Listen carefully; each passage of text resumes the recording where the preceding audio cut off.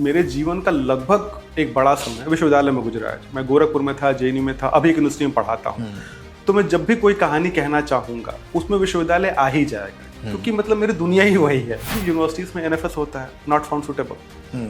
आप ये देखिए कि मज़ेदार बात ये है कि ये कितनी बार ऐसा होता है कि जो अनरिजर्व कैटेगरी है उसके लिए हो रहा है, ऑलमोस्ट नहीं के बराबर। अब भी वही उठा रहे हैं, उनके पास अब सुविधाएं ज़्यादा हैं, वही रिजर्व कैटेगरी के लिए टिक मार दे रहे हैं, तो वही जो है मेरिट में ऊपर आ जा रहे हैं और नीचे तो कहीं वो पहुंच ही नहीं पा रही है चीज़। क्या ये जो वैचारिक प्रतिरोध हो रहा है, ये वैचारिक प्रतिरोध सिर्फ सिंबॉलिक है, सिर्फ इसलिए है कि हमें एक पर्टिकुलर सेगमेंट का विरोध करना है क्योंकि वो सेगमेंट शायद आपकी राजनीति से सहमत नहीं है? जैसे ही आप पाते हैं कि इसी जातिवाद का प्रभाव रिजर्व कैटेगरी में ही दो लोगों के आपसी मनमुटाव होता है, आप चुप्पी साध लेते हैं। क्या डिस्क्रिमिनेशन का आधार वो है? भारतीय समाज में वो नहीं।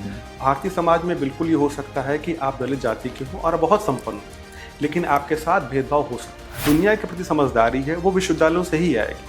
तो मुझे लगता है कि हमें विश्वविद्यालयों का माहौल और डेमोक्रेटिक करना चाहिए। राजनीति बिना पढ़ाई के थोड़ी हो सकती है, अनफॉर्चुनेटली बिना पढ़ाई के ही हो रही है वो। लेकिन मेरा दोस्त है जो एंथ्रोपोलॉजी पढ़ाता है, उसने मुझे मजाक में यही बात बोली कि तुमने सारे एंथ्रोपोलॉजी के वो ले लिए फैक्टर्स कि जाति, ये जेंडर, दिस दैट, और तुमने एक एंथ्रोपोलॉजिकल आइडियल केस स्टडी बना दी है ताकि लोग तुम्हारा लिटरेचर रिव्यू करें। आज की डेट में 2025 में कबीर जो है अब संत हैं या वो सोशल मीडिया सेंसेशन है? अब तो मेरे समय में भी थी।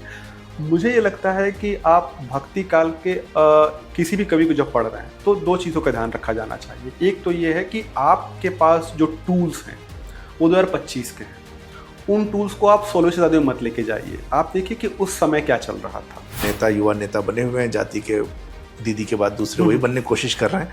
उन्होंने एक रॉयल्स रॉयस यूएस में ली हुई है और उसके पीछे उन्होंने अपनी जाति का नंबर प्लेट जो स्पेशल आते हैं वो लिखवाया है।